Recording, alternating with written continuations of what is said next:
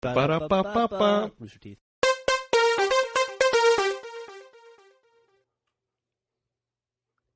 Oh, that Was was that it. it? I thought there was more. I thought it was about to bust out in some kind of an Axel Foley type thing. It was I guess I should have judged it more than based on the first 3 or 4 seconds of it. Those were the only 3 or 4 seconds. Right? It was the entire Your thing. preview was the entire song. You didn't even realize it. Yeah, thanks, Mike77. You son of a bitch. Son of a bitch. What's up, bitches? How long was the one that you turned down? Because you were just playing one and then rejected it. It was like 2 minutes long. Oh, goodness. So That's why I was scrambling to try to get a replacement for it. I was like, okay, this one's good. Can you tell the audience then, Gus, what is the proper amount of time for a Drunk Tank theme song? I think 30 seconds is good. Griffin, what's the optimal length? Why are you asking me? It's not my show. Okay. I think 30 seconds is good. It's nice and to the point. There you go. Yes, I got it. Thank you. So yesterday, we took some headshots for the company. Yeah, we did. And we took them in the brightest sunlight possible. Yeah, we did. Brandon could not figure out in his headshot why he couldn't button his shirt, his button-down shirt. And so wow. Oh, that's funny. he had it on inside out. This is for our otaku teeth photo. That's awesome. That'll be one for the link dump. Yeah, make sure you send me that one. Man, speaking of Brandon, What? he came in yesterday very, very, I would say agitated to correct some of our inaccuracies regarding Star Trek in the last podcast. And for the first time ever, I understood why I got punched in high school. For the first time, it was like suddenly it dawned on you. It was like it dawned on me. I was like, I'm the guy that has to regulate here. Like, I'm going to have to take care of this. He was just going on and on about Star Trek and inaccuracies. In high school, you were like, technically, Vato, that's not, ow! Actually, getting back to the headshots, the worst part is that not only did they make it have his face like the sun and then try to take a picture, they made us feel bad about it afterwards. They're like, well, it took us 20 minutes to Photoshop out those wrinkles. Did they really tell you Yeah, that? they're like, we've been working on this, but you had a lot of wrinkles in your face. I was like, well, I was squinting. Jesus. Also, it was like surprise headshot day. No, No, they the did mention headshots this. were announced. Were they? Yeah. I was not aware. Well, you should read your email occasionally. I don't. I'm not going to. You can't make me. Yeah, the other day, Just so cool for email. Jeff came up to me and was like, hey, have you sent me the shipping info for that convention we're going to? I was like, yeah, I sent it 2 weeks ago. He's like, oh. I was like, did you look at the hotels I sent you also? He's like, oh, I didn't get that email. I was like, I sent it on the 14th. I see it right here. He's like, oh, yeah, I do have it. Yeah, look, man, I get a lot of email. Oh, okay, so now who's popular? Things have only gotten, no, it's not. I mean, it's just, we got the, Achievement Hunter receives a lot of email. Mm-hmm. So, it's hard to keep up, man. It's really hard to keep up. You don't understand. I noticed you're not saying you actually process any of that email at all. You're just saying you get a lot and then it's hard to keep up. That's all you're saying. I sat at home last night until midnight and I went through about 150 horse emails. Those take time because you got to download the maps and check them out. It's a lot of work. It sounds like a rough life. It's not. I'm not complaining. I'm just saying that's why some emails get fall through the cracks. Just thinking that somebody Just the ones from Gus, Yeah, I guess. just mine apparently. All the horse ones get processed because horse comes out just fine. No, I'm about 2,000 behind on horse. I will admit sometimes when somebody sends out an email and I see that Matt has already replied to it, I don't read either email. I figure if Matt's replied to it, that's good enough. There you go. File it. It goes into I have a folder called Biz. Biz goes right in there. That's all there is to it. Do you think if you used the entire word business, you would take it more seriously? No, I don't think so. It's like, I'm fast mover. I'm like, Jeff, I got so many, it's hard to keep up. That's right. It's better than business. Business. That's like the less serious emails. There's so much business going on. How much email do you think you receive in a day? Individual pieces of email. Individual pieces of mail, are we including spam or non-spam? Just let's say something that you're expected to read and then respond to. I'm going to go I'm going to say about 200 to 250. But that's mostly fails of the week submissions, horse submissions, and tip line mails. Mm-hmm. You cut that out, and it's more like 75. Yeah, that's what I think I'm sitting at the 80 mark, where I have to process and reply to about 80 emails. And I've always wondered, like, a guy working at a company 50 years ago, he had a phone on his desk, and that was it. He had a wooden tray with an inbox on it. Some dude came by with a cart and put stuff in the inbox. Physical, like, mail inbox on his desk. How many people do you think that guy talked to in a day or interacted with in a day? God, I don't know. If it was five, would that be like a crazy day? Yeah. I bet, though, that you probably got a lot more phone calls back then. And that was, being on the phone is way more irritating I than bet your answering an email. secretary. And that guy, that guy had a secretary who did stuff for him. That screened him, yeah. And they had like a secretary pool where they cranked out all the letters and all the correspondence. There would be like 40 women in a room with typewriters. Yeah. I managed to only send 27 emails yesterday. I feel like that's an accomplishment. Yeah, good for you. That means 112 people went unanswered. But none of those were Jeff. Yeah, that's true. Hey, speaking of 50 years ago, I was on Xbox Live last night, and I was looking. There was just it was just on in the background while Griffin and I were doing something or other, and I noticed that there was an ad for some new car. I think it was a Chevy Cruiser, but it was Cruzer. Yeah, it's Cruise. The Cruise, yeah. The Cruise. And I got to thinking, that's totally normal to me that they took a name and spelled it wrong intentionally to be hip. But, you think, even 25 years ago, if Chevy would have come out with a car that was misspelled for effect, they would have been laughed off the planet, right? I'm trying to think there's got to be one. I would think so, too, but I can't come up with one. I know. I'm trying to think of the first one like that. I know the Aztec had the K instead of a C in Pontiac, and that was 10 or 11 years ago. But that really got me thinking last night, I don't know. My first car was a Ford Escort pickup truck, and then I had a Buick Century. My parents had a Sunbird. But I can't think of any kind of wacky spelling. I could argue that the GTO is a misspelling of got. You could. They even called that car the Goat, actually. Did they really? That's the nickname for the GTO. Yep. I can't think of one. I can't even think of there's ones that just made up the Edsel was not named after anything, right? You had stuff like a Nova, but that's about as wacky as it got, right? There was the Volkswagen Thing that was spelled correctly. Yeah, but those are Nova words. isn't spelled. Yeah, Nova's a word. Yeah, no, I know it's a word, but it's a little out there. That's what I'm saying. Yeah, it's You're out there. Like Lumina. Yeah. Or Corolla. Yeah. Those don't mean anything at all. Chevette. Chevette. Camry. None of this stuff makes any sense. Yeah. He had Mustang. But they're not misspelled. Well, how would you know? What the fuck is Camry? I mean, what is a Camry? When you make up the word, you're allowed to spell it however you want. Yeah, I had when my kid was 5, he asked me, he was learning to read, and he was asking me just coming up with letter combinations. He said, what does JUP spell? And I said, that doesn't spell anything. He goes, what? He goes, how does that not spell anything? Because he'd go through RED, what does that spell? And I can't, ORE, what does that spell? And I gave him the words, and he said, JUP, what is that? And I said, that's not anything, that's not a word. He goes, it has to be. I said, why does it have to be a word? He goes, well, why would they make 4-letter words if they hadn't used up all the 3-letter words?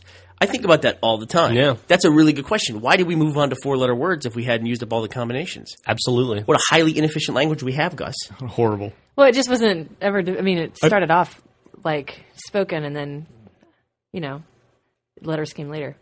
Still, do you think there would have been some guy at some point that would have been like, hey, guys, we don't need 4 syllables. Nobody's used jupe yet. Come on. Yeah.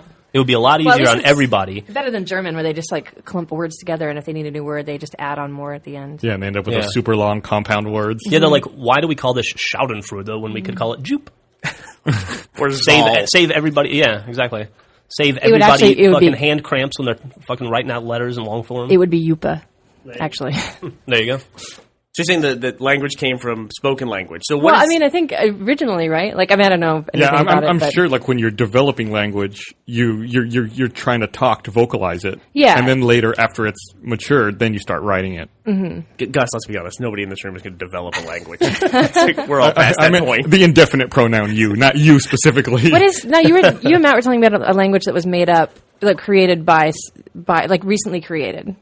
People are always doing stupid stuff like that. Yeah, but what was the language? Do you remember? Pig Latin. I have no idea. Pig Latin is not a language. Wasn't Sanskrit created like that? Was it? Sanskrit is really, really old. I think it was jupe. Jupanese. No, there's some kind of modern language that was created combining Latin roots with some. You were telling me. I swear we were having this conversation the other day. I think Matt was saying that. Yeah. Oh, okay. Well, there's always something like that where people are Esperanto. having a bright idea. Yeah, that's it. That they're going to change something fundamental in everyone else's life. Do you remember when Swatch came up with the new time? Yeah, didn't they call it Internet time? No, it wasn't Internet Beats. time. Beats. That's what. Yeah. It's stupid. There was 10 beats in a megabeat and 10 megabits in a day, something like that. Which was a you know what? Though beat. we make fun of them now, but had that worked, we'd all be wearing Swatches right now. That's true. If we all adopted new time. This podcast would be 26 beats long, and everybody would know it. That'd be funny as an experiment, just to get your group of friends to follow the new time. See how easy it is to adapt if you have your friends behind you. Yeah, with this group, it'd be everybody's 5 beats late everywhere they go. Has this group ever shown up anywhere on time at the same time? You're a hectobeat late. Where the hell were you? Hectobeat. Do we even care anymore? It's No. a lot of times, Gus is probably the worst offender of this. It's At what point is Gus late, or Gus has just stood us up and he's not coming? Yeah. What does it matter? How does that process work in your head? Like when we're all getting together somewhere and you know you're not going to go, Gus. I don't say anything to avoid the bitching. It's easier to deal with the post missed event bitching than the I'm not going to the event. Yeah, bitching. because there's still a chance they might try to encourage you to go. If you get the pre bitching, you're also going to get the post bitching. That's a good point. If you lie, then you just get the post bitching. You know what I've done to counteract that? I double bitch up later. You know what? I got to say, out of anybody I know, you probably spend more time concentrating on how to eliminate annoyances to you than anyone else. You put a lot of thought into everything you do. I don't know if I go that far. Your annoyance. No, I do try to minimize annoyances, but I don't think it's like a big part of my life or anything. I do. It's all about going home and playing WoW. You don't have like social anxiety. You have like social psychopathy.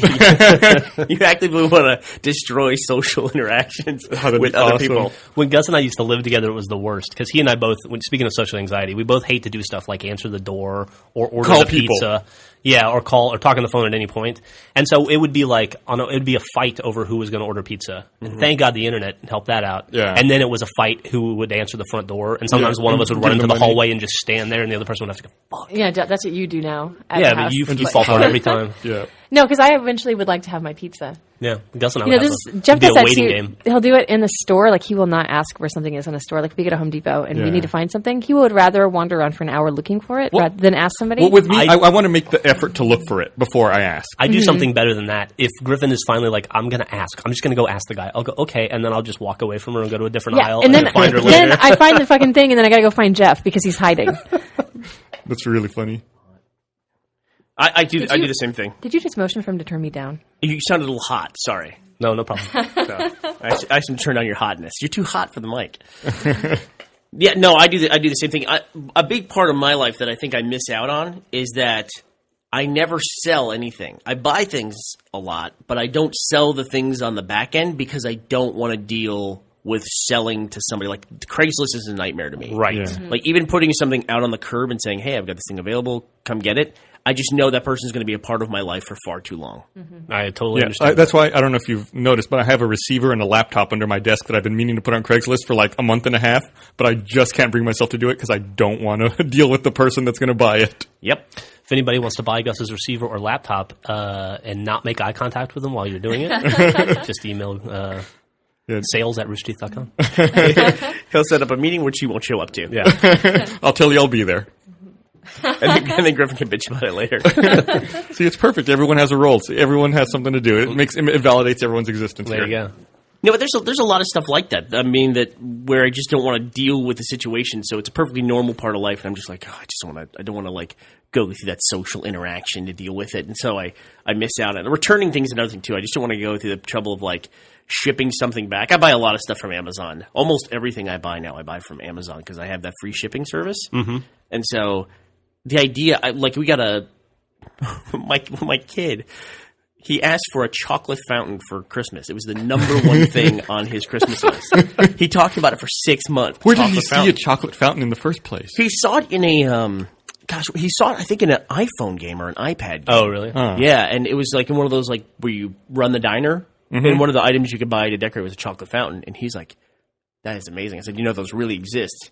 And it's immediately one of those things you wish you could take back. Yeah. Because he was like, I'm going to ask for Santa. He's 5. And he's like, I got to get a chocolate fountain. So we got the chocolate fountain, and it was broken out of the box. Oh, no. His number one present. Take him to visit the one at Whole Foods. Is there one there? Yeah, they have like a whole chocolate area, and they have the chocolate fountain, and you can ask for things to be dipped. And they'll dip it right there in front of you. I think he wants to just, like, Stick his head hands in it. Yeah. Yeah. I think that chocolate's super hot, by the way. Well, it's melted. It is. I don't think it's super, super hot, but I don't know if you want your kid sticking his finger. Chocolate has a low melting point. It's probably right around 100 degrees, I bet. I don't know. I would imagine that if I'm at Whole Foods, I don't want my kids sticking his head in their chocolate fountain. I'd be buying 4 pounds of chocolate. They probably don't want that either. They have it You should take him to the Bellagio, to that crepe place that has that giant chocolate fountain. Yeah, take a 5-year-old there. Yeah, in Vegas, they have It's like the world's biggest chocolate fountain or something, right? Yeah, but I mean, how many are there? Yeah. I know what you're talking about, though. It starts like 30 feet up, and it's like bowls with funnels, like with the spout on the bowl. Yeah. And there's little channels, and it runs through, and there's like 3 different kinds of chocolate that run through this thing. It's pretty crazy. Crisscrossing through the place. I can see Griffin booking the fucking flight right now in her head. I'm going to jump in. Is that our first swear word for the day? What's we that? were running so clean. Well. Leave it to Jeff to ruin it. I actually get messages from kids. You know, there's that one kid on the site who counts all of your swear words, and he makes the pie chart. He sent me a list of swear words I don't say enough the other day. Yeah? He was like, hey, you should mention some of these because you're deficient on these. What were your deficient swear words? I don't remember. I don't remember. Man, I developed a stammering problem there for a second. Whatever they weren't in my normal repertoire. So, Anybody watch the championship games from this weekend from the NFL? no. I missed them both. I was on the road. Well, for those of you who care about such a thing, the Super Bowl looks like it's going to be the Steelers versus the Packers. I did read a report saying this could be the largest money-making Super Bowl of all time. I would imagine, honestly, that the NFL was crying a little bit over the fact that they didn't have a New York versus Chicago Super Bowl because those are the two teams that lost. And, you know, those are two pretty big markets. Yeah. I mean, just if you have some interest in those or people that live around those areas, I mean, that could be a huge one. Isn't every Super Bowl the biggest money-making Super Bowl ever? Like, I would think it would just grow. There's, like, Super Bowls that decline? Yeah, I don't know. They made a point of saying that, like, because of those two teams, this will be, like, the biggest Super Bowl of all time. And there's going to be record profits to be made. Really? But what you're saying does make sense. Yeah, it seems like it would always with grow. inflation and everything else. Yeah. But, you know. For those of you who are not familiar with those two teams, they are located in Pittsburgh, Pennsylvania, and Green Bay, Wisconsin. Yep. Not exactly two of the biggest markets. I understand they have a lot of history in the NFL, but do you know enough about international sports like soccer to say like what would be the equivalent? Do you know anyone who's ever been to Green Bay? No, I think it's just Milwaukee, isn't it? Yeah. It's like New England Patriots. It's Boston's football team, but they call it New England. Eponymous on the site lives in Wisconsin. Yeah, but Green Bay's a city. Yeah, it is. Kind of like the way Round Rock is a city. I don't know about It's a that. suburb of Austin. I don't know. I think Green Bay, I don't think it's attached to Milwaukee. Or like New England is a city, but it's really Boston. I'm looking it up now. By the way, yeah, I feel like I know enough about international sports. Okay. Like a big game would be like Man United versus AC Milan. Does that sound about right, Gus? But aren't those huge teams now? Yeah. I mean, that would be like that'd be the equivalent today of like Patriots versus Saints. Yeah, you know, Sure. two big teams now. I mean, these are classically popular teams. Mm-hmm. I mean, they were big in the 70s, you know. Green Bay's 114 miles away from Milwaukee. I'll tell you who wouldn't be on that list: the Tottenham Spurs, Gavin's favorite team. One time when He hates when you make fun of his team. I was in the UK, and it was the night that Arsenal played Manchester United. Sure. That was a very fun night at the bar. Big game. Yeah. You know, people in the UK fight a lot. I did not know that. The UK is actually the only place in the world where I have stepped over a pool of blood outside of a pub. It's the origin of the hooligans, right? I mean, the UK, that's like their claim to soccer violence. You know, Griffin and I were in London last year during the World Cup finals. Mm-hmm. And we actually thought, let's go to a bar and watch the game. We couldn't even get inside, like... The game. I'm going to say the game started at like 3 or 4 in the afternoon, and we were walking around at 9 a.m., and all the bars had signs up, sorry, no vacancies, everything's booked up, can't walk in the bar. Like, you couldn't walk into a bar at 9 a.m. that day. Wow. People just went and camped out for like 10, 12 hours. And they had people that would go and just a little pub, like we were in the night before, and I'd be like, so you're going to expect a lot of people for the game tomorrow? And they'd be like, oh yeah, we're booked up. And they're like, what does that mean? They're like, people reserve tables. They have to put like 200 quid down to reserve a table or whatever. And they've done it months and months and months in advance. And so we watched the game in the hotel because there's nowhere else in England to watch it. Yeah, when England got eliminated almost immediately, those people who put all that money down to reserve a table must have been really pissed off. Well, there's no English people in London, so it was all people cheering for other. Yeah. What do you mean by that? Is it all just a bunch of people from other countries? Yeah, pretty much. It's like like any other major city where it just it's a feels big like mix. There's lots and lots of people from all over. What is the most diverse city you've ever been in? London's pretty diverse. Oh gosh, I don't know. Last time I was in Toronto, I was really surprised by how diverse that city is. Really? Yeah, really, really surprised. I think London or Paris for me. Yeah. Mm-hmm. I mean, I thought I thought Canada was all, French people and other kinds of white people, essentially. I'll tell you a city that's not very diverse. That's Austin. No, I'll not the agree most with diverse that. city in the world. Well, I mean, we're about half white, half Hispanic, though. So, I mean, in terms of like, you think it's that much Hispanic? I think San Antonio is more like that. What do you think the breakdown in San Antonio is? San Antonio is probably 60-40 Hispanic. Yeah, 60% Hispanic. Yeah, that's about an hour south of us. So, yeah, I mean, you could say it's not diverse, but it's not homogeneous either. No, but it's like 50-50, and then Monty, essentially. I have a new dog. I saw that. Lincoln. He's sitting here sleeping. He had surgery the other day, so he's here at the office recuperating with me. Poor guy. We also have another dog. You and I like to make the same mistake around the same time. Yes. Yeah. Well, the dog wasn't my choice, but the dog turned out good. Yeah, the dog wasn't my choice either. We've been so envious of the fact that he's not peeing on the carpet right now. Oh, yeah. He's just laying there. He's old. I got an older dog, though. You guys got a brand new puppy. Yeah. You people are maniacs. Yeah, He's already half that size. No, really? Yeah, she is about 26 or 27 pounds. Yeah, I think she's 11 weeks grown. old. Mm-hmm. That's crazy. That's a huge dog. Yeah, she's going to be about 160, they say. Crazy. Yeah. They being the scientists. Scientist. Yeah. Your dog your dog Bernie already made an escape from the office once. He did. That was kind of creepy. We actually had to use our cameras. We have security cameras all over the place. We had to track and see which way he went. And it was really weird because he went to the place next door where they sell things to put your marijuana in. That's how the business was described. And microscopes to look at your marijuana. Yeah. That's how it was described. And I even made the joke. I said, what do y'all do here? They said, we make jars and other things to put your marijuana in. And I made a joke. Oh, you mean you make jars and things and people can just happen to put marijuana in it? She goes, no, they're for marijuana. Do they have a storefront? What? No, it's just internet sales. Oh, okay. They were featured in Weeds or something like that? Yeah, they did some set decoration in the series Weeds. And I guess that was their breakout moment. Yeah. Mm-hmm. Wait a minute. People that like drugs watch Weeds? They also did it on Seventh Heaven, which seems weird. Really weird endorsement.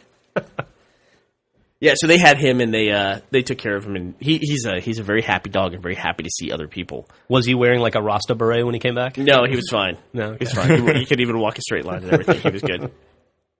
Something we noticed about our dog, she does not like to take walks, which is the first time I've ever had a dog like that. So we have to pick her up and carry her down to the end of the road and set her down, and then she'll run back to the house because she does not like leaving the house. Why do you force her to take walks if she doesn't want to then? Because she destroys the house if she doesn't get the energy out, but she won't walk anywhere. I figured out a solution last night. I pick her up and I walk her down the block, take a right to the next block, and then if I spin in a circle 5 times and I set her down, she doesn't know where the fuck she is. And so she'll just follow you. That's the only way I can get that dog to take a walk. What you should do is, like what Griffin said, is you should take her to the end of the block, but take her in a wagon. Then when you get to the end of the block, you just sit in the wagon and put the leash on her and let her pull you back to the house. It's not a bad idea. It's an extra workout and you get a free ride. Mm. I saw some dude going through our neighborhood the other day. He was on a skateboard and he had kind of a big dog leashed and the dog was running and the dude was getting pulled while on the skateboard and he was going down the street screaming, "Woo!" at the top of his lungs. It was awesome. That is awesome. Have you seen that guy in town that has the cat that rides on his shoulders while he bikes around? Yeah. He rides a bicycle and he has this cat that just perches. Oh, his cat's named Lucky, I think. Yeah, I've seen that. And he just runs around town, and the cat just hangs out on his shoulders. It's awesome. You know what the stupidest thing about that is? First of all, it's so stupid that the guy does that. But I know he picks up girls with that. I know that works. I know how dumb that is, but I know he picks up girls for him. I talked to him. Tell you, my dog is such a chick magnet. It's all it takes is a cute animal. Jesus I was telling Christ. Joel that. Yeah. He really, seriously, the other day you were working, and I went out to coffee with Yeah, Nelly. and you sent me a text oh my God, there's so many girls talking to me. This dog is such It was a chick 9 magnet." hot chicks came up just to talk to the dog. It was great. It was awesome. How do you work yourself into that? You mix? you get a 5-year-old, or a cute little blonde 5-year-old kid, and then a cute puppy, and that's it. The more attached you are, the more it's like taking a ticket on the Vagina Express. You say that like you're so surprised to hear that, Griffin. What an amazing thing. He's obviously a wonderful husband and father. I've got to get in on that. I was trying to get. How can I make that mine? I want to get the dog and the kid out of the house. You don't want to keep them cooped up. It's the only time you get motivated is when I'm not around, and you can benefit from our animals. I'm just thinking about and then the dog won't walk. It's it just lays there. Just write it off. Oh, she just had surgery or something. There you go. Then sympathy. Yeah. I wonder, if you went to take your dog for a walk and you brought Jack with you, which would make it less distance? Would it be Jack or the dog? Which one would you be dragging? Would you have to pick Jack up and spin him in a circle? Oh my God. I hope not. That would be hard. We have pedometers now that Jack and I have these little contests with. I got one. Oh, yeah, you have one too. They're called Fitbits, and we like them a lot. 1486 so far today. I have 1578. I have 1,578 steps. So do you know how they work? Do they have an accelerometer and measure every time they go down? and does it count that as a step? Okay, Brainiac. Yeah, I was just saying. I thought it was magic. I'm until you explained it that way. I'm gonna go with your explanation. I just don't understand how they count steps. I know I can't fake it. Like if I pick it up and like shake it, it doesn't register a step. What if you shake your hips? There's no shaking my head. No, you don't. None of them you want to try. Are you wearing yours, Jeff? I'm wearing mine. I'll do a little hula dance here. Let's see. I'm at 1584 now after I said that, so I must have triggered something because I just triggered 6 steps somehow while I was funking with it. Yeah, I'm saying funking. I'm trying to protect the integrity. Gee, Lord, I might kill myself. I did 3 hip thrusts and got 1 step. Right, so 3 hip thrusts equals 1 step. So when we have sex, it's like when you and I have like an average time of step, it's like an average night of sex. It's like I took 4 steps. Yeah, I just did a little shimmying and I picked up 10 steps. So, well, it does take more energy to shimmy. So that's what y'all should do. I guess it's just activity. There you go. But the cool thing I like about it is it will also log when you sleep. And so you can see like how well you're sleeping. Yeah, I don't know how to do that part. You have to show that to me. All you do is there's one button. Just hold the button. That's all you ever do. I just hold the button? Yep, and it says For start. How long do I hold it? Until it says start. Wait, what do you mean it logs how you sleep? Like it logs how much you toss and turn in your sleep? Yep, and you can see a graph of your sleep and see like your rhythms of when you wake up. I didn't care at all about this product till right now. It's awesome. Now I want to see. Like I want to see that graph and see how well I sleep. You can see how well you sleep. Doesn't it also keep track of your like consumption, like your calories or whatever? Well, if you have to enter it in on the website. Oh, I see. But they make it pretty easy for you. Yeah. Like you find out pretty quickly, like you have to enter in the food. Well, it has like a pre-sorted list of foods. And then if your stuff's not on it, you can add it in. And then you realize pretty quickly that you only eat like 14 things. You only eat 14 things. Yeah. It's true. Huh. You also realize that anything you eat in a restaurant has about 45 times the amount of your daily intake of sodium that you're required to have. Mm-hmm. So this is like the story of everything these days. Like anything you eat has like 1 billion times the amount of sodium. I don't know why that is. It's because it tastes better than not having sodium. It's either sodium and or sugar, it seems like. Yeah. The other day, when I was flying back from D.C., I stopped at a layover at the Chicago airport, and I ate at McDonald's there for the first... I can't remember the last time I ate at McDonald's, and I had a Big Mac, and I felt like I was eating fake food. Like, I ate it, I got on the plane, and I was like, I'm still hungry. I feel like I didn't eat anything. Then when I landed back in Austin, I had to eat something. Also, did it feel like you swallowed a brick? You chew it up, and it separates as it goes down into your stomach, and then it recongeals into like this giant mass. No, I didn't experience that, thank God. That's what I feel like anytime awful. I eat at McDonald's. I don't have my computer in front of me, but you should look it up. Did you guys read the statistic where Taco Bell is being sued? Yeah. Yep, because their ground beef only contains 36% beef. Yep. Yeah, and it doesn't meet Does it say what else is in it? Yes, it does. Extenders, one of which is sand. Some kind of silica that essentially just means sand. It's like there's like a garlic substitute, and I don't know what else. Oh, here it is. It's beef, water, isolated oat product, salt, chili pepper, onion powder, tomato powder, oats, soy lecithin, sugar, spices, maltodextrin, soybean oil, garlic powder. I mean, it's a long list now. What is maltodextrin? I see that all the time. It's a polysaccharide. Oh, thank you. That is absorbed as glucose. Are you a supervillain? No, I'm reading what it says right in front of me. You think I knew that off the top of my head? I did. I have no idea what the fuck that is. I do think you know that. Yeah, so it's only 36% beef. But it's delicious. Yeah. Let's be honest. I know what I'm having for dinner. For lunch, I mean. So we log these, but Jack ends up with the goal is to try to get 10,000 steps a day. I mean, that's just right. Basically, the only way that anything works for us in this office is if we try to turn it into some kind of game with a score. Yeah. And so try to hit 10,000 steps in a day, and then we can all rank against each other. Like Kerry has one, Matt has one, Jack has one, Jeff has one, and I have one. Sounds like Gus is about to have one. Yeah, it sounds like Gus is about to get one.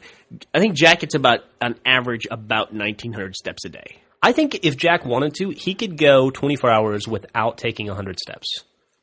Well, that's actually what Brandon said. Brandon said he wants to get one to see how few steps he can get in a day. Do like that Portal achievement. Yes, totally like that. I did. I had that achievement. I know you do. Yikes. Okay, the last thing I'm going to say about this Taco Bell thing. The USDA says any food labeled as meat taco filling should have at least 40% fresh meat. Fucking really? Are Now you they want it serious? fresh?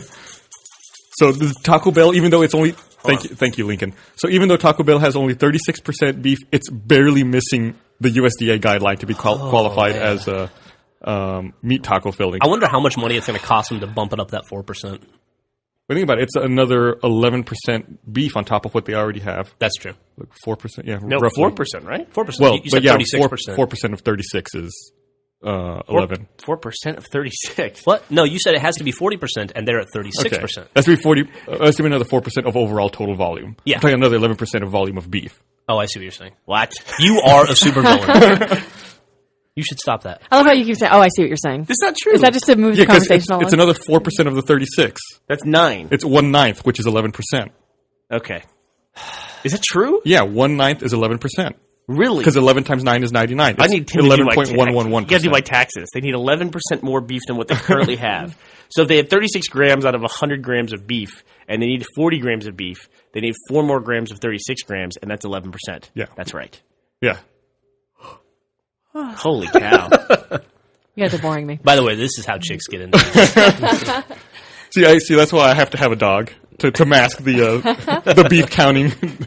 Beef counting. Well, this dog is distracting the hell out of me. Now he's licking himself, which is good. He also has kind of awful breath. I don't know if you noticed when you walked by earlier. Probably licking himself. The Taco Bell discussion also made me think about this. Did you hear that? Oh, no, he has a flatulence problem. That is the problem with this Oh. dog.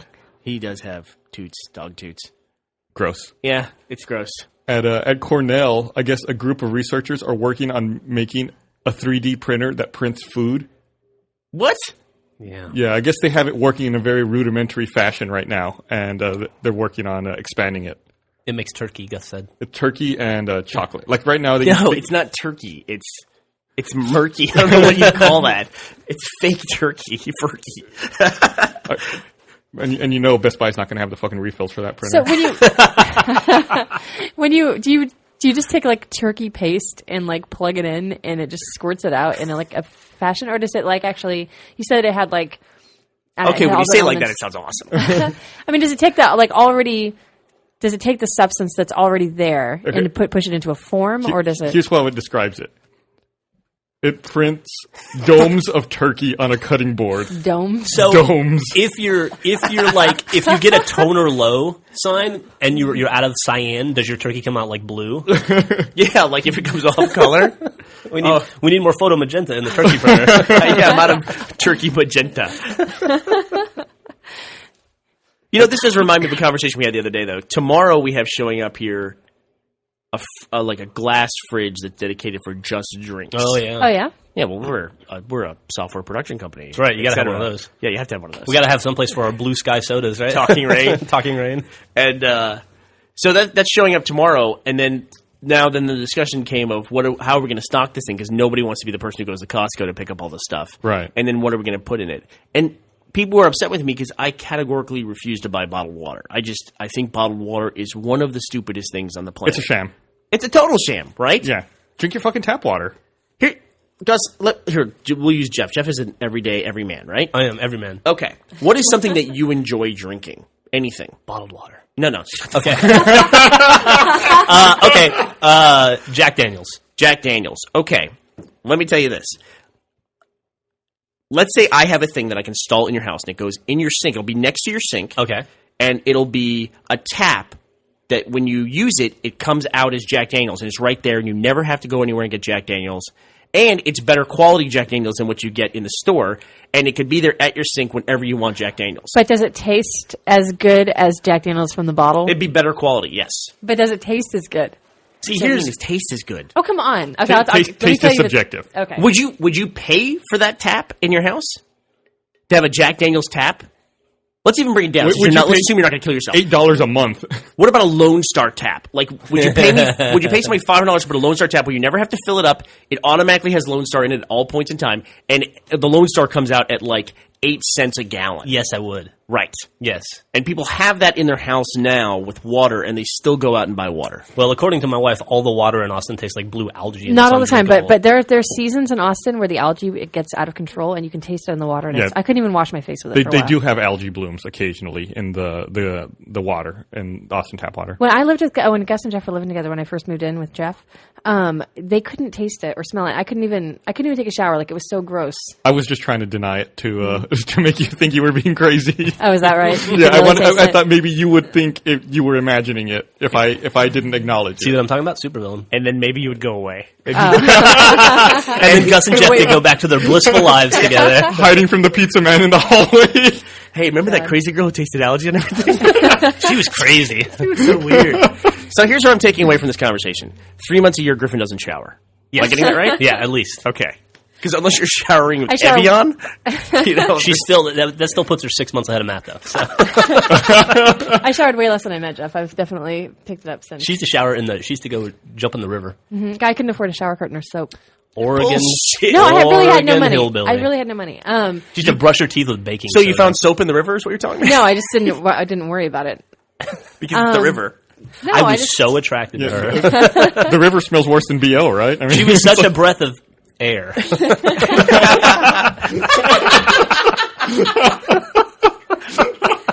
I will say, I will agree with you on this, Bernie. It's not good to drink water out of plastic or anything out of plastic. It supposedly gives you cancer. Would you jump in the river naked? No, Or you'd shower, you'd like I'm bathe some kind of animal. No way. you say you would bathe in a swimming suit? no, you would just walk around your house naked. No, I mean, when Jeff met me, it was summer and it was San Marcos, and I lived like. Gus, she walked around other people's houses. Oh, yeah, that's right. I'm sorry. Defense. No, I paid rent, whatever. Watching Babylon 5. Okay. No, but what you were saying, it isn't good to buy bottled water because putting anything in plastic, and especially if you leave water in the car, like in a plastic container, apparently, like, it gives you cancer. Yeah, well, It gives you that BPA, whatever that stuff is, that gives you man boobs because it makes you develop estrogen. Or you have girls now. We talked about this once before. There's girls going through puberty now at the age of 8 because of hormones and beef, and they think it might be that BPA thing too. so if you want to avoid that, feed all your young girls Taco Bell to avoid any Stay with hormone-injected beef. Taco Bell and algae water, and then you're fine. Is the algae bad for you? Do you know, Gus? If it's like No, a health issue? no, it has no effect other than the smell. Have you really never noticed? Never. Nope. And you never noticed either, Jeff, have you? I have noticed since then, but Yeah. I didn't notice at the time. I had never noticed until you pointed it out. So gross. There was a time when you got into it with a waiter at a restaurant. I think it was El Mercado, actually. And you sent your water back because it tasted like blue algae, and I tasted it too. Yeah, that day. it was bad. It's the only time I've ever noticed it. When I drink a glass of water, it's like I drink a full 16-ounce glass of water. I drink it in like 10 seconds. I don't sip water. I just slam water. I'm the same way with Jack Daniels. What? That's why you need the tap in your house. That's exactly what I'm getting at. No, I agree. I'm not. You're preaching to the converted. No, water's awesome. I think when I was a kid, I didn't like drinking water. I always wanted to drink sodas. But then as I got older, I was like, water's the best thing in the world. Oh, it's fucking great. Yeah. One of my kids won't drink anything but water. Really? Yep, Teddy. Good. He won't drink anything but water. And chocolate from a fountain. And chocolate fountain, right. Exactly. That's the new hotness. Balances each other out. As opposed to Ben, who only drinks chocolate from a fountain. Here's the other thing, too, is we got him this chocolate fountain. We thought it'd be great. And it was essentially like a $50 gag gift.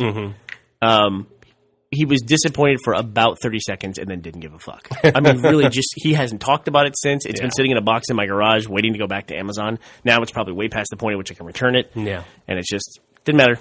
Doesn't care. He's on to the next thing. Turned into a chocolate fountain. Did you replace it with a Snickers bar? Like, there we go. No, let's Put the Snickers bar in the microwave. He went and jumped on the trampoline. You remember that hamster we talked about a couple of weeks ago? It was just like that. It was like, oh, hey, what's that? Look at that. Let's go. Hey, so how many of the Best Picture nominees did you guys see?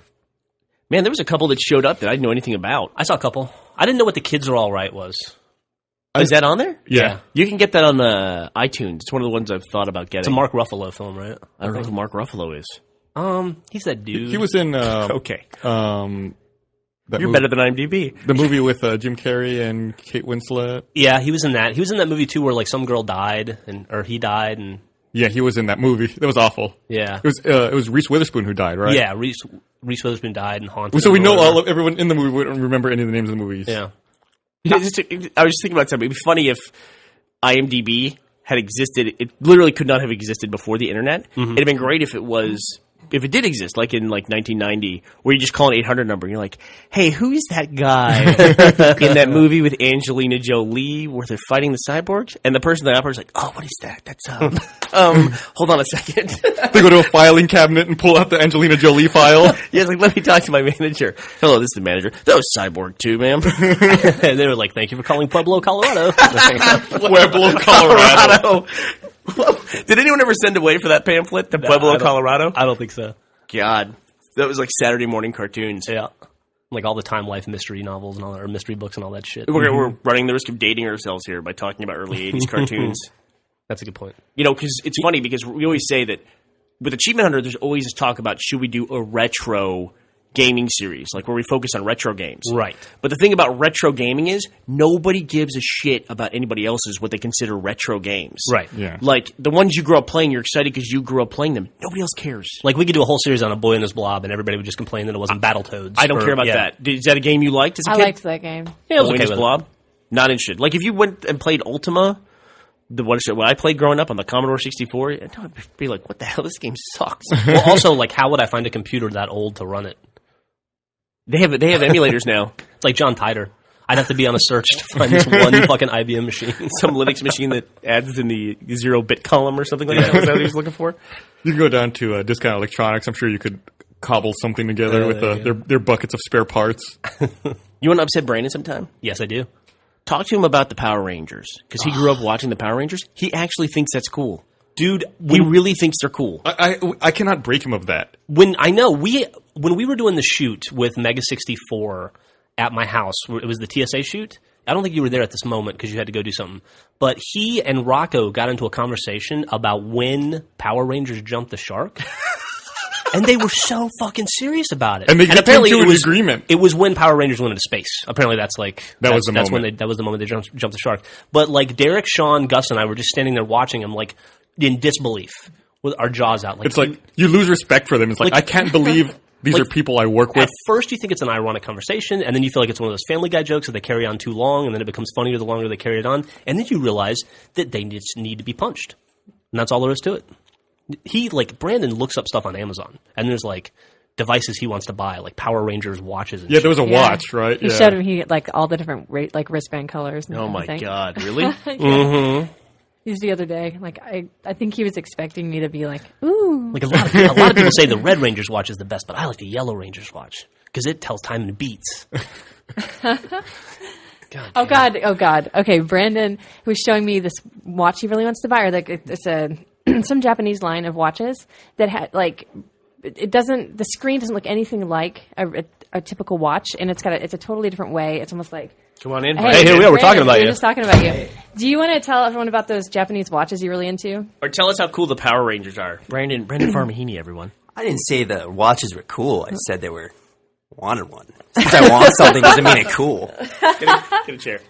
So, Brandon, I want you to. We were describing how nobody's retro is relevant to anybody else, and how. Do you want to tell us why Power Rangers is so awesome? Well, I mean, if you're that age, I mean, everybody who... What, 24? I'm 24. Monty is about 26. Monty's 29. What, really? Yeah. No. Why are you out now, mine? I'm just saying, get your facts straight. If you're the right age, I mean, that's just kind of what you grew up with. And it was, at the time, really crazy. Like a lot of cool fighting, guys turning into monsters, robots turning into monsters. When did they jump the shark? When they went to Cars. I thought it was when they went to space. No. Cars was right before space. I mean, dinosaurs turning into giant robots, that's cool. Cars turning into big robots? So That's Transformers. That's Transformers. Yeah, And Voltron. not as cool. Power Rangers are awesome. And it's But not the- just me. There were dinosaur Transformers. Too, There was for the also record. What were they called? I don't remember. It was Grimlock and those guys. Yeah. Mega 64 came down here a few weeks ago, and I'm not going to out him, but one of the Mega 64 We already guys- talked about Rocco. Oh. We already outed him. We You tell the It's fucking Inquisition, guys. What's wrong? you tell the story entirely differently, though. You tell it like we got together and everyone realized that we found each other. It's like we talked about this thing we had in common. Jeff says there were two idiots off on the side telling a story while everybody else stared at them. So we added more people into our group than you added into your group, I guarantee. Okay, so when you guys were kids, you didn't have that same thing. That dumb thing looking back now that older people thought was stupid, but you loved. No, that's what we're saying. Absolutely. That other people's retro doesn't matter to anybody else. Right. We look at other people's retro and think, that's not stupid. Who gives a shit about your thing? Mm-hmm. Like, I think probably the dumbest thing I watched growing up was like, probably Thundercats. That's garbage. Yeah, it's terrible. You awful. know, that kind of stuff. But see, we can admit it's awful now. It's true. We can't. Power Rangers are still awesome. Like, for instance, I remember Thundercats jumped the shark the day the series was pitched. The day they turned Richard Simmons into a cat and made him a lead character in a show. the worst part about looking back on that series is like it's an 18-minute show. 6 minutes are Japanese footage, and then another 3 minutes is stock footage. So it's about 4 minutes of good American television. Or just American television. or just American television.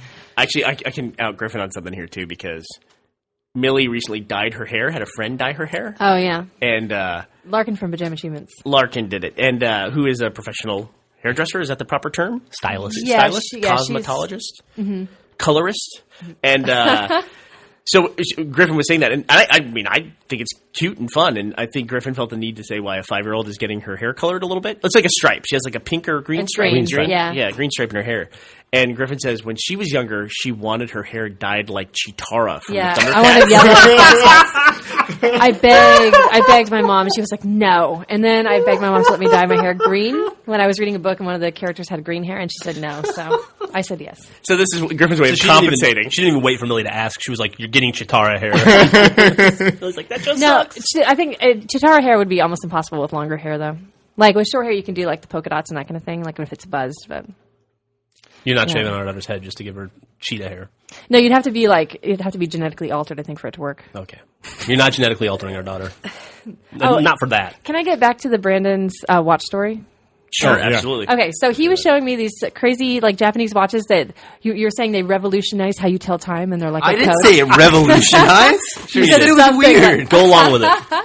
No, but you're like you kind of have to know like the code on how to tell time, and then you tried to show me how it was different from your watch, but you couldn't tell time with your watch, like Your your normal regular, watch. your normal watch. Yeah, because it doesn't behave like a normal watch. Like I've had watches like this my whole life. Well, what's wrong with it? Tell me I don't know, what's I wrong press with your a watch. button, and then the second hand goes all the way to 0. It turns into a timer. I never got the manual. You're right. You should get the more complicated watch. That'll work out well for you. It's just Well, it's all about the thing is, manual. if he already has a watch, he can't tell time. I have to side with Brandon on that one. If he already has a watch, he can't tell the time with. There's nothing wrong with getting another watch. That's difficult to tell Yeah, time at with. least if you get like the code watch, people understand why you don't understand. Right, exactly. At least you have an excuse for not knowing what time it is when you're wearing a watch. Tokyo Flash is the name of the website if you want to check out and see what we're talking about. Okay. And if you're listening to the Enhanced podcast, you can click on the link right now. Is it Tokyo Flash or Tokyo Dash Flash? Tokyo Flash. Because I bet one of those is totally different than the other. I bet they are. I bet they are. I made a horrible. I have a watch that I hate as well, but the reason I hate the watch is it's a super cool watch that has like a compass, an altimeter, a barometer, all that stuff in it. One of these Timex outdoor watches, which I'm fooling myself into buying it, thinking I'm going to use all this stuff. Just in case you go. You don't need a barometer. Like Just in case I like jump out of a plane, then go spelunkering, and then go scuba diving. Exactly. Remember that movie, Calling 1-800-IMDb? Hey, what was the movie with Anthony Hopkins and Alec Baldwin with the bear? The bear. Yeah, the bear. Or right? the Edge. The Edge. That was the. That's a great movie. It is. It's a great line. That's the spirit that beat the Japanese. But he makes a compass on the leaf or something like that. And I thought, I can't do that, so I'm just going to get the watch that does that because I'm outdoors so much. Not only do I not use the functions on the watch, but my watch gave me the ultimate fuck you. It's a solar watch, and I don't go outside enough to charge it. Hey, And it doesn't run. Both of you said. I have the exact same problem. I also have a solar watch.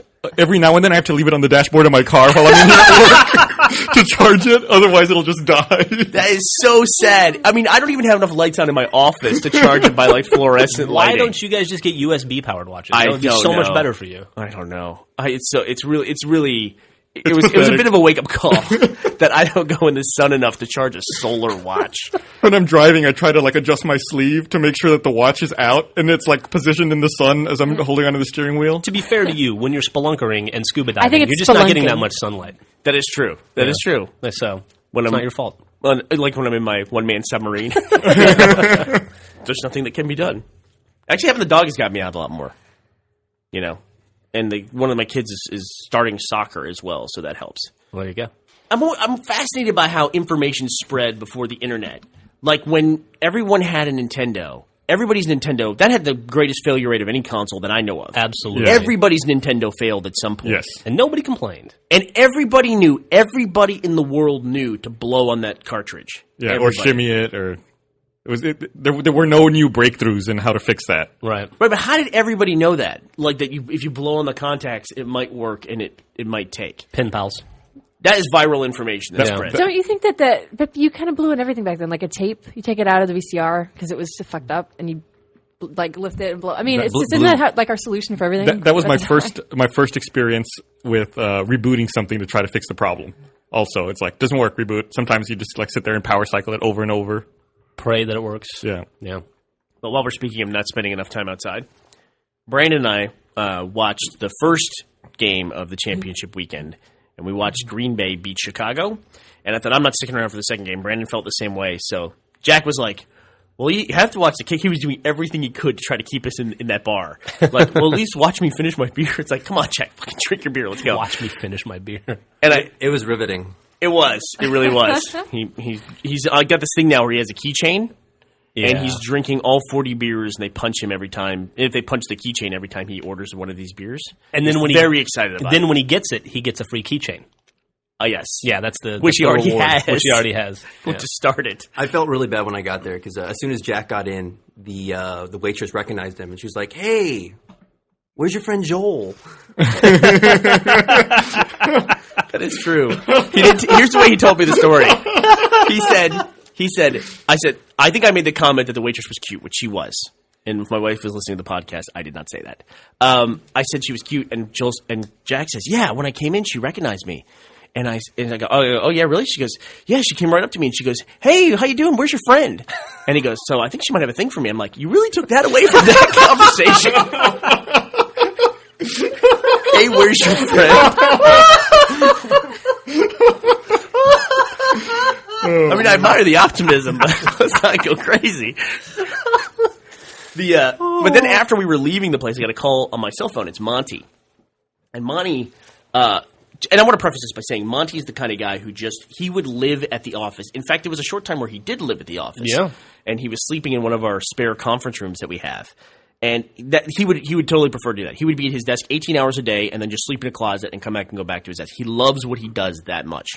So when he was deciding where he was going to live when we changed offices, he moved into an apartment I knew that was very close to here. And I thought it was across Slaughter, which nobody listening to the podcast will know what that means, but there's a major thoroughfare that goes right by us, and I thought he lived across that major street. So he calls me and he says, hey, my car's dead. I need a jump. And I was like, oh, okay. Well, it just so happens I'm right around the corner at a bar, so let me come out and I'll help you. So I go to jump his car. I realize he doesn't live across the street. He lives across the street. He lives in this apartment complex right here. And just so you can understand like how far, 100 feet away. Like you could probably stand at our front door, and do you think you could hit that apartment complex throwing a baseball? Yes, I could. Easily, right? Yeah. So I said to Monty, I go to jump his car. I go, oh, you live right here? I thought you lived like 3 or 4 blocks away. He goes, no, I just tried to move as close as I could, And I said, yeah, that makes sense. I said, why do you drive your car to work every day? And he says, oh, I know. And I said, he goes, it's just like, it's kind of a distance. And I was like, but I can literally see the office right there. Like I can read our sign. It's we can right play there. catch. And he goes, I know. He goes, I'm just being lazy. He goes, but the weather's getting warmer and I'm going to get a bike. that was his explanation. It would take longer to get the bike out than it would to walk to the office. The correct explanation is that it would take him like 10 minutes longer, which would be 10 minutes less time in his life he had to work on RBB. He's totally efficient. Like he's probably got it worked out in his head exactly how many seconds it takes off of the trip to the work to get in the car and come. Like Monty one time told me he doesn't microwave things for a minute because you have to push 3 buttons. He microwaves things for 59 seconds because that's one less button he has to push. 50, yeah. You mean 55 or 50? I see what you're saying. Yeah. If he did 59, it'd be 2 less buttons because he just hit the 5 twice. Doesn't have to move his finger. Yeah. Yeah, no, he does that 5 twice. Does he? Does he? There you go. Yeah, he brought that. One podcast he came in and talked about it. You talked about him living in the office for a little while. When we filmed some of those, or when you filmed some of those immersion intros in front of the game and in front of the TV, he was asleep right behind the camera. Right. Yeah, he's behind the camera, asleep in the corner. He can also sleep through anything, which I admire. That was amazing. Mm-hmm. Like I would forget he was there. Especially considering it's not just for people who don't like film a lot. Sorry, I know something in my throat. It's not just like you walk in with a camera, put Bernie in a chair in front of it, and start shooting. It's like an hour of moving lights around very loudly, turning lights on, turning them off, the room getting very hot, moving positions, 7 people talking. And it's like, he didn't just sleep through that part. He slept through all the setup and all the teardown. Mm-hmm. Yeah, it takes a lot of people to make me look as good as I do. It does. But you look great. A couple months ago when he was in the office sleeping in that room, someone didn't realize he was in there, and they engaged the alarm. And there is a motion sensor in that room pointed right at Monty, so he's just a motionless sleeper. I kind of like that. I think Monica could beat the motion sensor, don't you? I can imagine him like scaling the walls. It reminds me of that scene in Sneakers where they're like, you just have to move real slow. I'll bet you a few dollars that Monty has a smoke bomb on him. I bet he has. He just throws it down, poof, and then there he goes. Smoke bomb and a sword gun. So then at the end of this thing when we jumped his car finally, he gets in his car and I get in my car. And I said, well, I'm going to drive back to the office. And I said, are you going to meet me over there? Because I had to roll our trash out. That's another story. Hey, that's Jeff duty, right? Rolling out the trash. Sure. Or Brandon, you should be doing it. But I said I was going to go back and roll out the trash. And I said, so you're going to go back to the office too? And he says, oh, no, I'm going to the gym. And I was like, oh, I said, I know you joined the gym. I said, what gym? Are you the one that Jack goes to down the block here? He goes, no, it's at the front of the apartment complex. And he drives away. There's literally no distance that he won't drive. It's like if he could drive from his front door to his bed, he probably would do that. He should get a we mini should go-kart. get him a go-kart to go from his car to his desk in the office. Does he? Is his tires? He had a flat tire since like Christmas, right? He keeps filling it. Yeah. Oh, okay. So it's like a slow leak. Monty is 100% function for the stuff that he does. Like he dumps so much of the aesthetic and form into like what's on the screen that it's like he has none of it left for the rest of his life. He doesn't care. Absolutely. Could care less. Doesn't care at all. That's It's true. impressive. That's true a little bit, but he does do like costuming and stuff. His girlfriend dresses up and like puts on does cosplay or whatever. Yeah, he's So got a cool one going right now. Yeah, like he does that stuff too. So in his outside life, he's it's usually for a purpose. It's not For his like, projects, yeah. Yeah. And he doesn't care when he watches us do stuff like you painting the walls or like we're putting in cabinets in the kitchen, like finishing out the building. He's like, what's all this for? Yeah. It's like, get out of this stuff. That said, he also said, well, do you think I should talk to Matt and Bernie about getting us Nerf guns? Because I think it'll be a really good way for us to interact and relieve stress. It's a way for him to interact and release because he shoots Carrie. Yeah, he shoots Carrie a lot. But yeah, so I think you're right, except that he does, he likes frills or just different kinds of frills. Yeah. Okay. So back to the Oscars. yeah. I think I've seen True Grit. I haven't seen King's Speech. There's one at the end there, too, that I didn't remember. Gus, can you read the whole list? It's 127 Hours, Black Swan, Inception, The Fighter, The Kids Are All Right, The King's Speech, The Social Network, Toy Story 3, True Grit, and Winter's Bone. That's it. What is Winter's Yeah, Bone? No I idea. have not heard of that one. Sounds like porn. I'm just going to say that. Yeah. Right off the bat. Yeah, I've seen about half of those, I guess. I was pleased to see Toy Story 3 in Best Picture and not Best Animated. It's not going to win. Yeah, but it's just weird that they have a Best Animated category and Toy Story 3 is in Best Yeah, Picture. it's Yeah. really awkward for everyone else in the animated category. I thought How to Train Your Dragon could have been a contender for that. It was very good. Except there's something about the casting in that movie that was off. Everything else was good, but the casting, the voice acting didn't quite match the characters or something. Wasn't it Bill Hader was one of the guys in that? I want to say you're right. I know Yeah. one of the guys was Craig Ferguson, Yeah. and he was pretty good, but they didn't seem burly enough for the guys that they were playing. I liked Megamind a lot. Bill Hader, I'm not sure. I think it was one of them was I want to say Gerard Depardieu, but that's not it. He was the Gerard Butler. Oh, Gerard Butler. Yeah, that sure. guy. The guy from 300. Yeah. He was one of the guys in there. He was the father. I don't know who the son was. I think it was who's the dude from Tropic Thunder, the geeky dude? That's also in Sorcerer's Apprentice. Josh Dushnichel or something like that? Jay Baruchel. Okay. I do not see Bill Hader in the list for How to Train Your Dragon. Yeah, I don't think Bill Hader's in that. Look up Bill Hader. What animated film was he in this year? everything. Last year? Yeah, that dude is in every movie. Except, How to Train Your Dragon, All apparently. right, guys, I got to head out. As always, thanks for talking shit. Yeah, no Appreciate it. problem. You had impeccable timing today. We try to talk shit about you in the first, like around the 20-minute mark. So if you just want to come in every week, He was in Cloudy with a Chance of Meatballs. that's it. Sorry, Cloudy with a Chance of Meatballs. Oh, yeah. Not the best movie. Brandon, as always, thank you for the easy material. We appreciate it. All your effort. If it wasn't for Brandon and Jack, what would we talk about? Oh, Bill Hader's younger than me.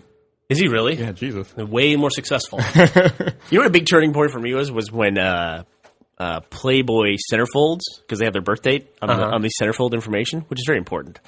When the first one is younger than me, that was a big turning point in my life, I felt. That's like 19 that happened. I was listening to Stern the other day, and Seth Rogen was on, and he's like 26.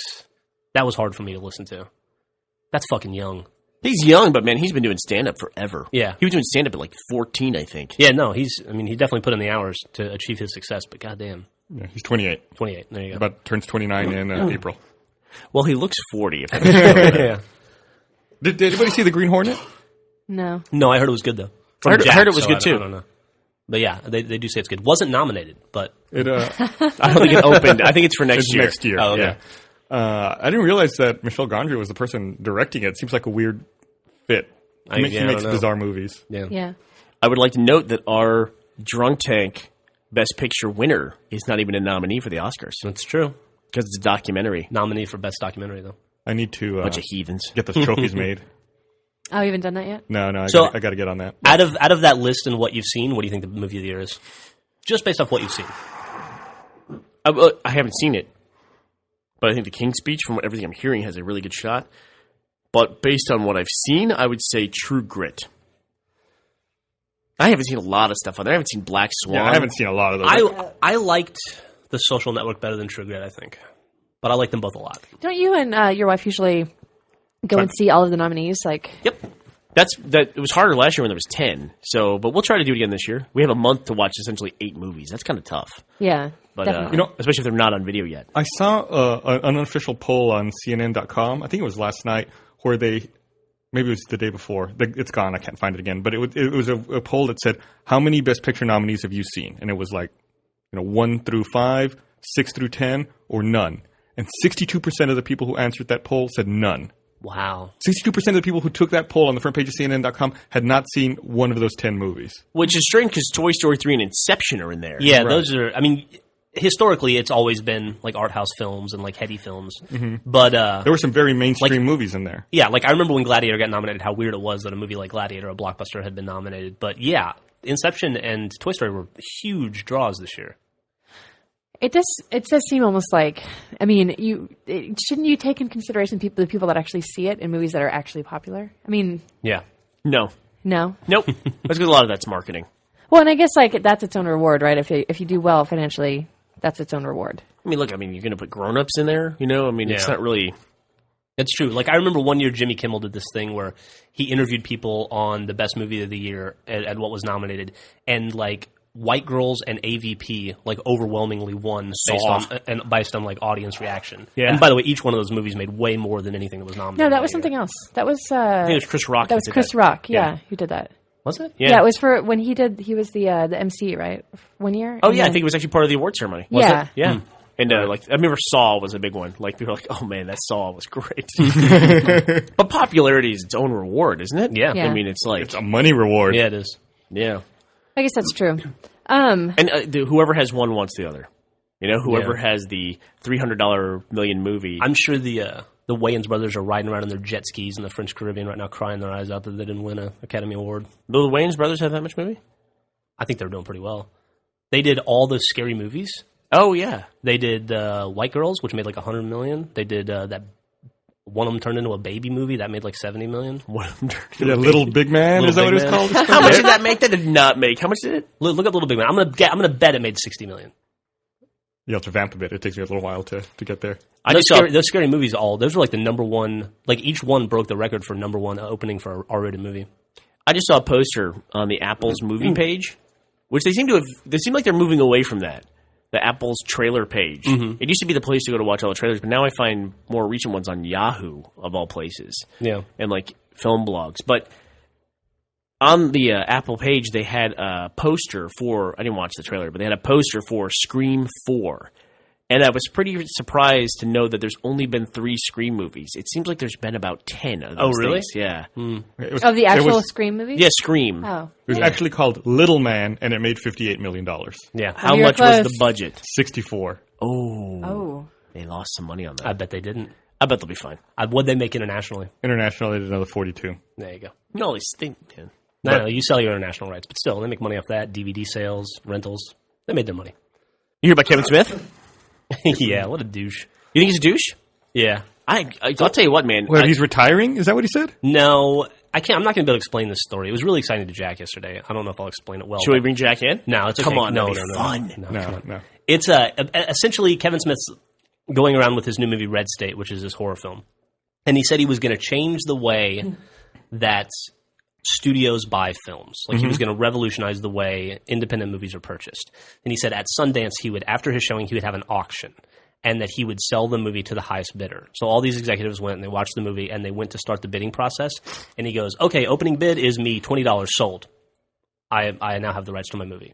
And he just it was all like I guess a publicity scam, and sold the rights to the movie to himself for $20. And now he's going to take it around to theaters and charge like $50 or $60 for people to get in and see it. What? According to Jack.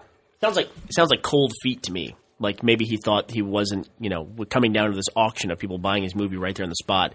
I think he got cold feet. Maybe. Yeah, I don't know. Pulled a jack.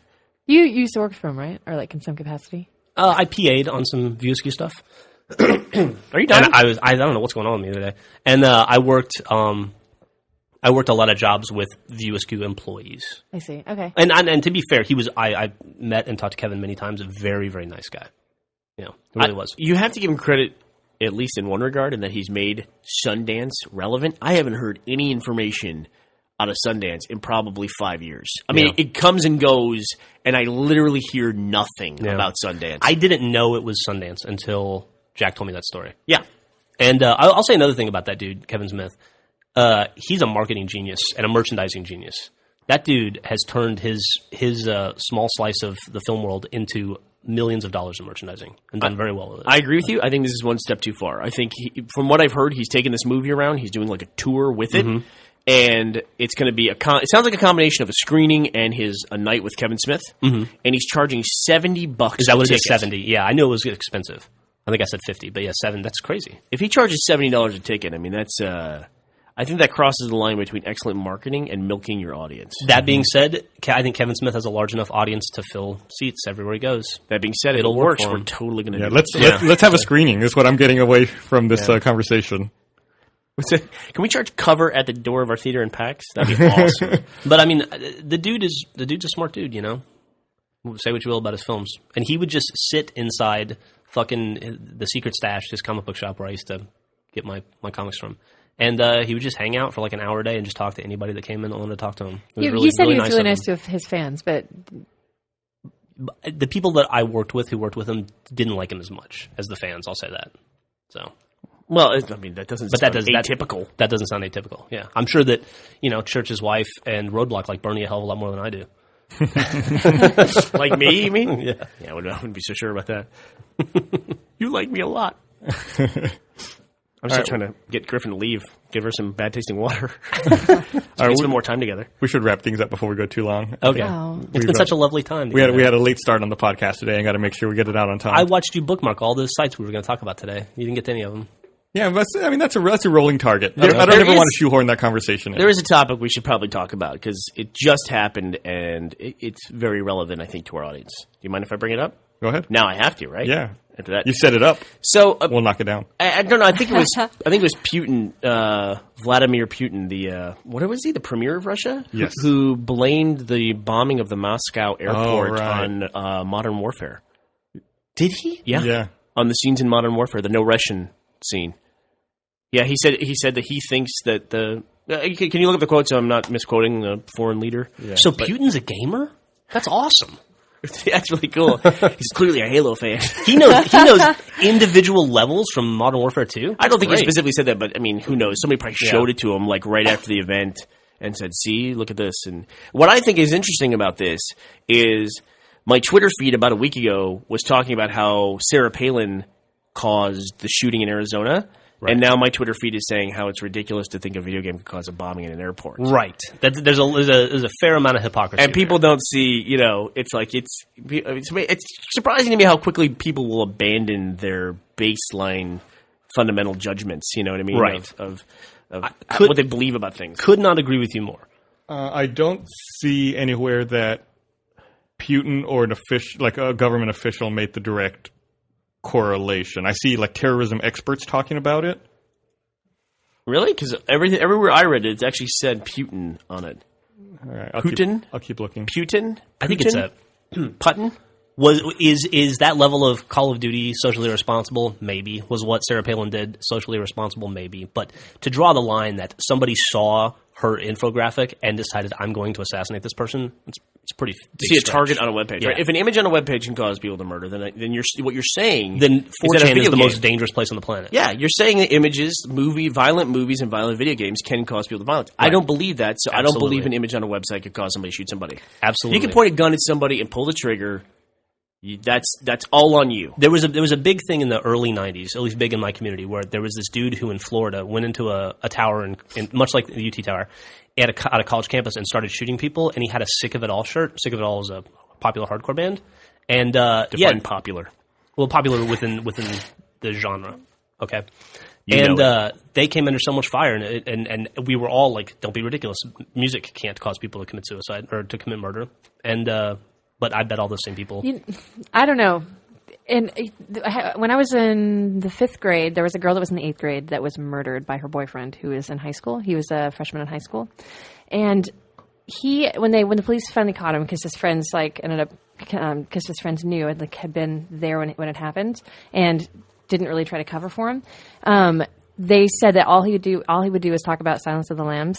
Like at that time, that was when the movie was popular. Like he would talk about how he'd seen it like 8 times, and he would talk about how he wanted to know what it was like to kill somebody. Mm-hmm. I think that movies, music, video games can inspire somebody who is already crazy to do things. Okay. I think all of those things are inspirational to everybody for other reasons. You know, like we usually interpret them in a way that's nonviolent, but a violent person, I think, can be inspired by them if they're already on that trajectory. But you can't say it was because of Silence of the Lambs. Like, if he had not seen Silence of the Lambs, maybe the John Wayne Gacy story or Helter Skelter or some other movie would have been the button he needed. But I do think that they're buttons, though. I mean, I think that you have to be crazy to start. Like, because you will watch a movie and be inspired to do something creative because you're a creative person. If you're like a homicidal person, you might see something and get inspired to be. But what are you going to do? Eliminate all buttons? No, you can't really control that. He's crazy and he seeks that stuff out, right? Yeah. And so that's why he identifies with it, you know. And like Jeff's saying is right. I mean, if Silence of the Lambs or let's say no violent movies, no violent video games existed, then he would be a huge Genghis Khan or Adolf Hitler fan. Yeah, exactly. Yeah. You know, we'd be back to banning books. There'll be something. Yeah, he would be obsessed with reading about the Nazis and reading about the Holocaust or something like that. But ideas can spread, you know. I mean, people will go and get a copy of like the Anarchist Cookbook or something like that because they will want those tools, and other people have gone before them and done those things. So, I don't think you can say that video games don't lead to some violence, you know, because they might. But I don't think you should stop making video games. You know, like you can't control what somebody's going to do with the inspiration. I just think crazy people are going to be crazy regardless of the inspiration. Right, they'll find a way. I had the Anarchist Cookbook in high school. I didn't murder anyone. Mm-hmm. You know, one of the coolest jobs I ever had in my life was when I was in college. I was a sexual health peer advisor. Did you ever get laid from that? I don't know if I got laid directly, and definitely not. I had students where they had to take a course, and I had to teach the course on methods of birth control in order to qualify to get on the pill. So it seemed awesome.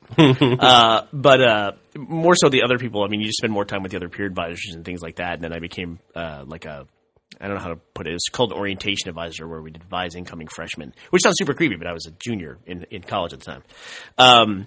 But I actually got in trouble one time because we were having a discussion about something, and we had a discussion about like if we hand out condoms on the mall, you know, the big meeting place with all the students, that there were all these statistics showing how handing out condoms doesn't, you know, increase promiscuity and all this stuff. And I was like, well, that's bullshit. If you hand out birth control and all that stuff, yeah, I think it increases promiscuity, but I think the alternatives are way worse. You know what I mean? Sure. And so it's like you can acknowledge how something you're doing can have negative impact, but it's still better than the alternative. You know what I mean? It's like I don't want to live in a world where we can't have, you know, video games and movies like Silence. I don't want to, you know, live without Silence of the Lambs because somebody might go nuts. Because one person might go nuts while 99.9% of the other people use it as an outlet to relax or release frustration. Like I play Halo. Well, maybe not Halo because I'm fucking terrible and people make me mad. But like I play a video game to decompress and relax, right? And it helps you blow off steam, not the opposite. No, I think you guys are both right.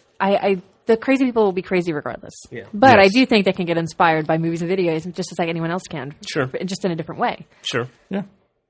I think it has to do more with maybe the specifics of the crime than, you know, than something else. Yeah.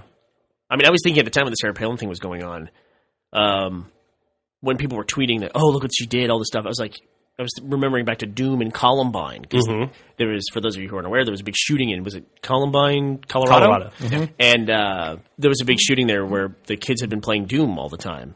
And then this kid showed up and he was a gamer too, you know what I mean? And was playing, what was he playing it so much? Some MMO? Yeah, Earth Realms or something. Didn't the kid from what was that one a couple of, maybe 2 years ago at the college? I can't remember. That was something state. It was Virginia Tech. Virginia Tech. He was a big Counter-Strike fan, right? Oh, was he? I think so. Maybe I'm wrong about that, but I thought he was. Yeah. And they drew that correlation.